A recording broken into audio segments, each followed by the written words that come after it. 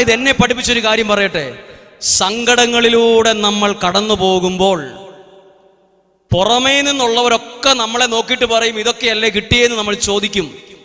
എന്നാൽ നമ്മൾ ദൈവത്തിൽ ആശ്രയിച്ച് നിൽക്കുന്ന ഒരാളെ സ്വർഗത്തിലെ ദൈവം ആ പ്രതിസന്ധിയിൽ കൂടി കൈ പിടിച്ച് നടത്തുന്നത് പുറമേ നിന്ന് ആർക്കും കാണാൻ പറ്റില്ല. അത് ആ വ്യക്തി അനുഭവിച്ചൊരു കാര്യമാണ്. പറഞ്ഞേ ഹല്ലേലൂയ. നിങ്ങൾ അതിന്റെ അർത്ഥം മനസ്സിലായി ഞാൻ വിശ്വസിക്കുന്നു. അതായത് ശ്രദ്ധിച്ചേ, ജോബ് ഇത് പറയണമെങ്കിൽ ഭൂമിയിലല്ലാത്ത ഒരാൾ ജോബിന്റെ കൈ പിടിച്ച് അനുഭവം ജോബിനുണ്ടായിരുന്നിരിക്കണം. ഇതാണ് എൻ്റെ ഒരു മാസത്തെ ചില്ലറ സഹനങ്ങളിലൂടെ കടന്നു പോയപ്പം ദൈവം എന്നെ കാണിച്ചത്. മനുഷ്യൻ എൻ്റെ കയ്യെ പിടിച്ച അനുഭവത്തെക്കുറിച്ച് പറയുവല്ല, സ്വർഗത്തിലെ ദൈവം നമ്മുടെ കരം പിടിച്ചു കൊണ്ടുപോകുന്ന അനുഭവം നമുക്കുണ്ടാകും. പറഞ്ഞേ ഹല്ലേലൂയ. അവർക്ക് പറഞ്ഞേ ഹല്ലേലൂയ. ഇതിന്റെ ബാക്കി കാര്യങ്ങൾ പറയാം. പക്ഷേ ഇപ്പോൾ ശ്രദ്ധിച്ചോ, ഓരോ സഹനങ്ങളും അതിലൂടെ ദൈവം നമുക്ക് അതിനിരട്ടിയായ ഒരു അനുഗ്രഹം കരുതി വച്ചിട്ടുണ്ട്. അടുത്തൊരു കാര്യം കൂടെ പറഞ്ഞ് അതിന്റെ ഡീറ്റെയിൽ ആയിട്ട് നിങ്ങളോട് പറയാം. വിശുദ്ധ യോഹന്നാന്റെ സുവിശേഷത്തിൽ 8-ാം അധ്യായത്തിൽ ദൈവവചനം പഠിപ്പിക്കുന്നത് വ്യഭിചാരത്തിൽ പിടിക്കപ്പെട്ട സ്ത്രീ എന്നാണ്. അത് വായിക്കുമ്പോൾ നമുക്ക് ഇതുമായി ബന്ധം എന്നാന്ന് തോന്നും. ബൈബിൾ എഴുതിയിരിക്കുന്നത് വ്യഭിചാരത്തിൽ പിടിക്കപ്പെട്ട സ്ത്രീയെ നിയമജ്ഞരും പരിസയരും കൂടെ ഓടിച്ച് യേശുവിൻ്റെ അടുത്ത് കൊണ്ടുവന്നൊരു സംഭവമാണ്. നിങ്ങൾ ഓർത്തു, ആ വ്യക്തിയുടെ സ്ഥാനത്ത് നിന്നൊന്ന് ചിന്തിച്ചു നോക്കിയേ. ഞാൻ ചിന്തിച്ചു, വ്യഭിചാരത്തിൽ തെറ്റും കുറ്റവും ഇല്ലാത്ത മനുഷ്യർ ഈ ലോകത്തിലില്ല. വ്യഭിചാരത്തിൽ പിടിക്കപ്പെട്ട സ്ത്രീ തെറ്റുകാരിയാണ്, കുറ്റക്കാരിയാണ്. പക്ഷെ എല്ലാവരും കൂടെ ഒരു പരിഹാസപാത്രമാക്കി പരസ്യമായി നാട്ടുകാരുടെ മുമ്പിൽ ഓടിച്ചു കൊണ്ടുവന്ന് ജനങ്ങളുടെ മുമ്പിൽ നിൽക്കുമ്പം ആ വ്യക്തി ആ സമയത്ത് അനുഭവിച്ച മാനസിക പീഡ നമ്മളൊന്ന് ചിന്തിച്ചു നോക്കിയേ. ആ മാനസിക പീഡയുടെ സമയത്ത് ഒരു പ്രത്യേക കാര്യം നിങ്ങൾ ശ്രദ്ധിക്കണം. ഈ വ്യക്തി മാനസികമായി സങ്കടം അനുഭവിച്ച ഏറ്റവും പ്രധാനപ്പെട്ട സമയത്ത് ആരവൾക്ക് വേണ്ടി പറഞ്ഞു, ആരവൾക്ക് വേണ്ടി എഴുതി, ആരവൾക്ക് വേണ്ടി നിലകൊണ്ടു? ഇവൾ നിന്നത് ദൈവത്തിന്റെ ഈശോയുടെ അടുത്തായതുകൊണ്ട് ആ മാനസിക സംഘർഷത്തിന്റെ സമയത്ത് ഈശോ അവൾക്ക് വേണ്ടി പറഞ്ഞു, ഈശോ അവൾക്ക് വേണ്ടി എഴുന്നേറ്റു, ഈശോ അവൾക്ക് വേണ്ടി എഴുതി, ഈശോ അവൾക്ക് വേണ്ടി പറഞ്ഞു, അവൾക്ക് വേണ്ടി നിലകൊണ്ടു. അതായത് ഒരു കാര്യം ഓർത്തു, നമുക്ക് പല സങ്കടങ്ങൾ വരുമ്പോഴും ആര് നമുക്ക് വേണ്ടി നിലകൊള്ളും? ഈശോ നമുക്ക് വേണ്ടി നിലകൊള്ളും, നമുക്ക് വേണ്ടി എഴുന്നേൽക്കും. പറഞ്ഞേ ഹല്ലേലൂയ. ഒരു കരം ഉയർത്തി ഒന്ന് പറഞ്ഞേ ഹല്ലേലൂയ, ഹല്ലേലൂയ. ഞാൻ നിങ്ങളോട് പറഞ്ഞ ഈ പറയാൻ പോകുന്ന 2 വചനങ്ങളും ഇപ്പോൾ പറഞ്ഞതും എൻ്റെ വിഷമ സാഹചര്യത്തിൽ ഞാൻ കടന്നുപോയ സമയത്ത് ദൈവം ഒരു നിയോഗം പോലെ എന്നോട് സംസാരിച്ച കാര്യമാണ് ഞാൻ പറഞ്ഞത്. എന്നോട് മാത്രമല്ല, ഇവിടെ ഇരിക്കുന്ന ഏതെങ്കിലും വ്യക്തികൾ സങ്കടത്തിലായിരിക്കുമുണ്ടല്ലോ, ആരും നമുക്ക് വേണ്ടി നിലകൊള്ളില്ല. ആ സമയത്താണ് ദൈവത്തിൻ്റെ വില നമ്മൾ അറിയുന്നത്. നമുക്ക് വേണ്ടി ദൈവം എഴുതും, നമുക്ക് വേണ്ടി ദൈവം പറയേണ്ടവരോട് പറയും, നമുക്ക് വേണ്ടി ദൈവം നിലകൊള്ളും, നമുക്ക് വേണ്ടി ദൈവം എഴുന്നേൽക്കും. അതൊരു സത്യമാണെന്ന് ജീവിതത്തിൽ അനുഭവിച്ചറിഞ്ഞ ഒരു വെള്ളിയാഴ്ചയാണ് ദൈവവചനം നിങ്ങളോട് പറയുന്നത്.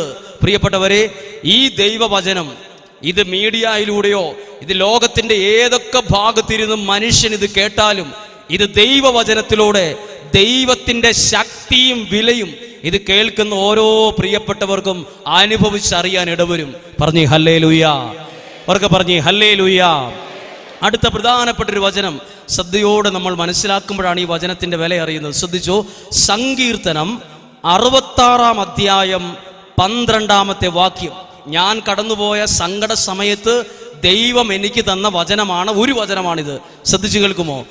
ശത്രുക്കൾ എന്നെ ചവിട്ടി മെതിക്കാൻ ഇടയാക്കി.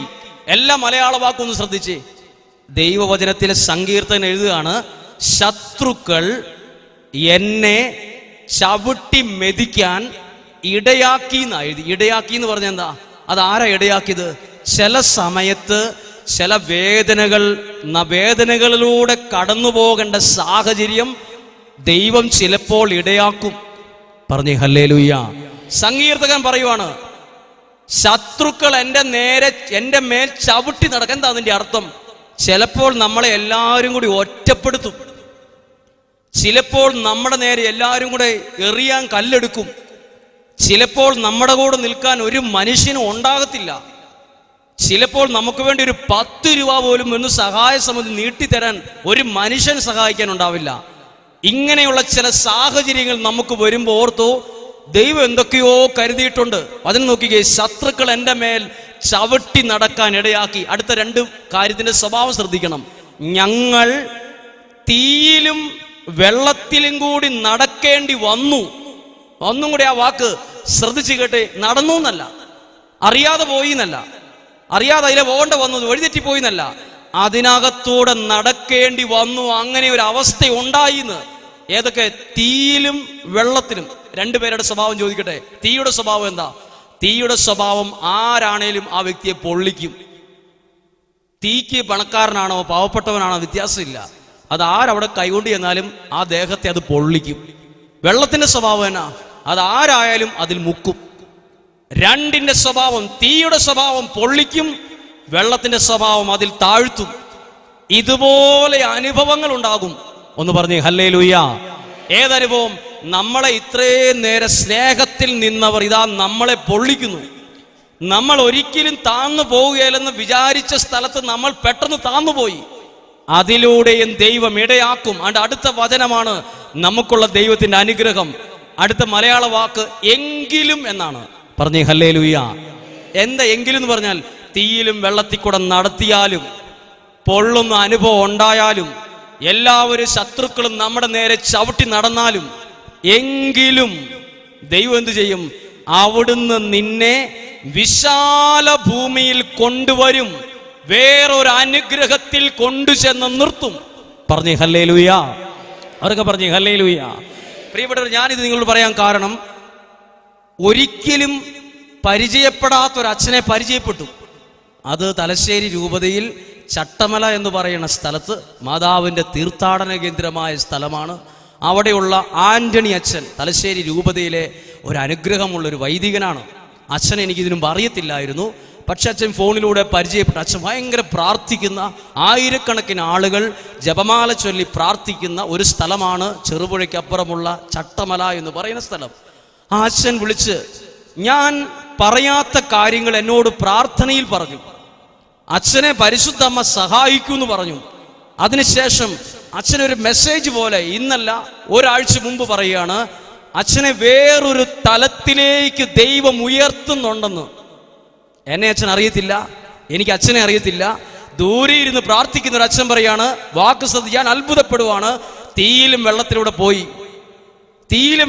പോയി ശത്രുക്കൾ തലയെ കൂടെ ചവിട്ടി നടക്കേണ്ട സാഹചര്യം വന്നു. പക്ഷെ ദൈവം എവിടെ എത്തിച്ചത്? അതിലൂടെ നശിച്ചെന്നല്ല, വിശാലമായ ഒരു അവസ്ഥയിൽ അതിനേക്കാൾ ഒരു തലത്തിൽ കൂടി ഉയർത്തി ദൈവം നിന്നെ നിർത്തും. ഇതെനിക്കുള്ളൊരു സന്ദേശമല്ല.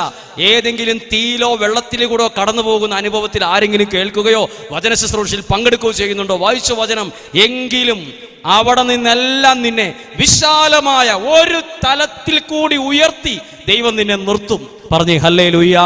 ഒരു കരം ഉയർത്തി ഉറക്കെന്ന് പറഞ്ഞേ ഹല്ലേലൂയ, ഹല്ലേലൂയ, ഹല്ലേലൂയ. കരങ്ങൾ താഴ്ത്ത. ഇത് ദൈവത്തിന്റെ ഒരു പ്രത്യേക ഇടപെടലാണ്. അത് ശരിക്കും അതേപോലെ അനുഭവിച്ചറിയുമ്പോഴാണ് ഈ ദൈവവചനത്തിന്റെ സന്തോഷവും സുഖവും നമ്മൾ അനുഭവിക്കുന്നത്. ഇതെപ്പോഴും എല്ലാ സുഖവും ഉള്ളപ്പോഴും ഈ വചനം നമുക്ക് അർത്ഥം പിടികിട്ടില്ല കേട്ടോ. എല്ലാ സന്തോഷവും നമുക്കുള്ളപ്പം ഈ വചനം വായിച്ചാലും നമുക്കത് പേന എടുത്തിട്ട് ആ വചനത്തിന്റെ സൈഡിൽ ഒരു വരയിട്ടാലോ എന്ന് പോലും നമുക്ക് തോന്നിയല്ല. സങ്കടമുള്ള സമയത്ത് ഈ വചനം വായിക്കുമ്പോൾ ഈ വചനം മതി നമ്മുടെ ജീവിതം മുഴുവൻ മുന്നോട്ട് നയിക്കാനുള്ള മുഴുവൻ എനർജിയും ഈ ഒരൊറ്റ വചനം നമുക്ക് തരുകയും ചെയ്യും. ഒന്നും കൂടെ ആ വചനം ശ്രദ്ധിച്ചു കേൾക്കുന്നു. ശത്രുക്കൾ ഞങ്ങളെ ചവിട്ടി മെതിക്കാൻ ഇടയാക്കി. ഒരു പക്ഷേ അങ്ങനെ ഇടയാക്കിയ അനുഭവത്തിൽ ആരെങ്കിലും ഉണ്ടോ? സാമ്പത്തിക പ്രതിസന്ധി, രോഗങ്ങൾ, കടബാധ്യത, ഒന്നും മുന്നോട്ട്, ഇതൊക്കെ ശത്രുക്കൾ ചവിട്ടി മതിക്കുന്ന അനുഭവമാണ്. തീയിലും വെള്ളത്തിലും കൂടെ നടക്കേണ്ടി വന്നു. എന്നിട്ട് എഴുതിയിരിക്കുകയാണ്, എങ്കിലും വിശാലമായ ഒരു അവസ്ഥയിലേക്ക് ദൈവം നിന്നെ കൊണ്ടുവരും. ആ വാക്ക് എന്താ നോക്കിയേ, കൊണ്ടുവരുന്ന. കൊണ്ടുവരുന്നത് എങ്ങനെയാ? തന്നെ വന്നു എന്നല്ല. അപ്പൊ ആരായിരിക്കും? അതിന്റെ പിന്നിൽ ഒരു കരം പ്രവർത്തിച്ചാലേ കൊണ്ടുവരുവുള്ളൂ. അവിടുന്ന് ഒരു കരി ഇങ്ങോട്ട് കൊണ്ടുവരാൻ പറഞ്ഞാൽ അത് വേറെ, അതിന് പുറകെ നിൽക്കാൻ ആളും വണ്ടിയൊക്കെ വേണം. അതേപോലെ എഴുതിയിരിക്കുവാണ്, കൊണ്ടുവരും. ചില സഹനങ്ങൾ നമുക്കുള്ള അനുഗ്രഹങ്ങളെ കൊണ്ടുവരും. പറഞ്ഞേ ഹല്ലേലൂയ. നിങ്ങൾ ഏത് അവസ്ഥയിൽ വേദനിക്കുന്നവരാണെങ്കിലും ഇത് വേറൊരു അനുഗ്രഹം, ഒരു തലത്തിൽ കൂടി ഉയർന്ന ഒരു അനുഗ്രഹം നിങ്ങളുടെ ജീവിതത്തിലേക്ക് ദൈവം കൊണ്ടുവരാൻ ചിലപ്പോൾ തീക്കാത്തൂടെ കടന്നു പോകേണ്ടി വരും, ചിലപ്പോൾ ശത്രുക്കൾ ചവിട്ടി മതിക്കേണ്ടതായി വരും. ആ സാഹചര്യങ്ങൾ ഉണ്ടായാലും ഒരു തലത്തിലേക്ക് കൂടി ദൈവം ഉയർത്തുകയേ ഉള്ളൂ. പറഞ്ഞേ ഹല്ലേലൂയ. ചേർന്ന് പറഞ്ഞേ ഹല്ലേലൂയ. തീയിലും വെള്ളത്തിലും കൂടെ നടന്നാൽ അതിനൊരു പ്രത്യേക ഒരു സംരക്ഷണം ദൈവം തരുന്നുണ്ട്. ശ്രദ്ധിച്ച് കേൾക്കുക. യെശയ്യാ പ്രവാചകന്റെ പുസ്തകം 43-ാം അധ്യായം 2-ാമത്തെ വാക്യം. യെശയ്യാ 43:2. നമുക്കത് ഏറ്റുചൊല്ലി പറയണം. ഇത് കേട്ടതിന് ശേഷം ഈ വചനത്തിനകത്ത് നമുക്കുള്ളൊരു അനുഗ്രഹമുണ്ട്, അതുകൊണ്ടാണ് ഇത് ഏറ്റുചൊല്ലണമെന്ന് പറഞ്ഞ്. യെശയ്യാ 43:2. സമുദ്രത്തിലൂടെ കടന്നു പോകുമ്പോൾ ഞാൻ നിന്റെ കൂടെ ഉണ്ടായിരിക്കും. ഹല്ലേലൂയ. സമുദ്രത്തിലൂടെ കടന്നു പോകുമ്പോൾ എന്താ പ്രത്യേകത?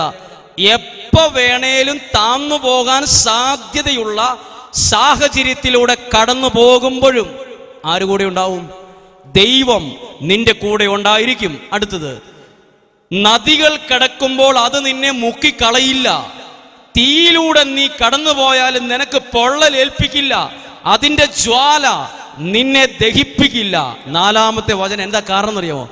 നീ എനിക്ക് വിലപ്പെട്ടവനും അമൂല്യനുമാണ്. പറഞ്ഞേ ഹല്ലേലൂയ. ദൈവവചനം വളരെ പേഴ്സണലായിട്ട് എഴുതിയിരിക്കുന്നത്. നിങ്ങളെന്നല്ല, നീ എനിക്ക് വിലപ്പെട്ടവനും പ്രിയങ്കരനുമാണ്. അതുകൊണ്ട് എന്തൊക്കെ പ്രതിസന്ധി വന്നാലും അത് നിന്നെ പൊള്ളിക്കത്തില്ല. ഇനി അടുത്ത മലയാള വാക്ക് നിങ്ങൾ ശ്രദ്ധിക്കണം. ഇങ്ങനെ എഴുതിയിരിക്കുകയാണ്, തീയിലൂടെ പോയി വെള്ളത്തിലൂടെ പോയി ശത്രുക്കൾ എന്നെ ചവിട്ടി മതിച്ചു. ഇങ്ങനെ എഴുതിയിരിക്കുകയാണ്, നീ എനിക്ക് വിലപ്പെട്ടവനും ബഹുമാന്യനും പ്രിയങ്കരനും ആയതുകൊണ്ട് നിനക്ക് പകരമായി. പറഞ്ഞേ ഹല്ലേലൂയ. ഒരു വാക്ക് നോക്കിയേ, പകരം. പകരം എന്നുള്ള വാക്ക് നിങ്ങളുടെ മനസ്സിൽ പറഞ്ഞു നോക്കി. എന്താ പകരം? ഞാനൊരു 10 ലക്ഷം രൂപ തരാം, നീ ആ 20 സെന്റ് സ്ഥലം പകരമായിട്ട് എഴുതിത്താ. പകരം എന്ന വാക്ക് ഇവിടെയുണ്ട്. നീ തീയിലൂടെ കടന്നുപോയി, വിഷമത്തിലൂടെ കടന്നുപോയി, സങ്കടത്തിലൂടെ കടന്നുപോയി. ദൈവം എന്നോട് പറയുന്നൊരു വാക്കാണ്, അതിന് പകരമായി നിനക്കൊരു ദൈവാനുഗ്രഹം, അതിന് പകരമായി നിനക്കൊരു വിടുതൽ, അതിന് പകരമായി നിന്റെ മേൽ നിലനിൽക്കുന്ന ഒരു അഭിഷേകം. പറഞ്ഞേ ഹല്ലേലൂയ.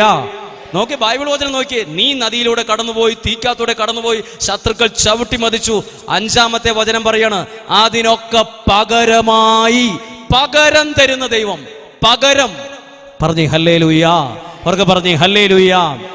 ഇത് നിങ്ങൾ ഏറ്റെടുത്തിട്ട് നിങ്ങളുടെ ഭവനങ്ങളിൽ പോകണം. അയ്യോ 4-5 വർഷമായിട്ട് സഹനമല്ലേ, 4-5 വർഷമേ സഹിച്ചുള്ളെങ്കിലും, അല്ലെങ്കിൽ 10 വർഷമായി സഹനത്തിലാണേലും തീക്കാത്തൂടെയും വെള്ളത്തിലൂടെയാ പോകുന്നതിലും പകരം അനുഗ്രഹിക്കുന്ന ഒരു ദൈവമുണ്ട്. അതാണ് ബൈബിളിൽ ഏലിയ പ്രവാചകൻ മരുഭൂമിയിൽ താമസിക്കുമ്പോൾ വലിയ പട്ടിണി ഉണ്ടായപ്പം ദൈവം പറഞ്ഞു, നീ കെറീത്ത് എന്ന് പറയുന്ന സ്ഥലത്ത് പോയി താമസിക്ക്, അവിടെ നിനക്ക് കുടിക്കാൻ വെള്ളം ഉണ്ടാകും എന്ന് പറഞ്ഞു. അവിടെ പോയി താമസിച്ചു. അവിടുത്തെ അരുവിയിൽ നിന്ന് വെള്ളം കുടിച്ചു. ആ അരുവി പറ്റിപ്പോയി. ഏലിയ പ്രവാചകൻ ചിന്തിച്ചു, എനിക്ക് ഇവിടെ സഹനമാണല്ലോ, ദൈവം പറഞ്ഞിട്ട് ഇവിടെ വന്നിട്ട് വെള്ളം പറ്റിപ്പോയില്ലേ. നമ്മുടെ മുമ്പിലുള്ള ചില സാഹചര്യങ്ങളും പറ്റിപ്പോകും ചിലപ്പം. അപ്പൊ ദൈവം എന്നാ കൊടുത്തിരിക്കുന്നു നോക്കിയോ, അടുത്ത അധ്യായങ്ങൾ എഴുതിയിരിക്കുന്നത്, ഒരു പ്രവാചകന്മാരും ചെയ്യാത്ത വേറൊരു തലത്തിലേക്ക് ഈ ഏലിയായ ദൈവം ആ സഹനത്തിൽ നിന്ന് പകരമായി അനുഗ്രഹിച്ചു. ഇങ്ങനെ എഴുതി.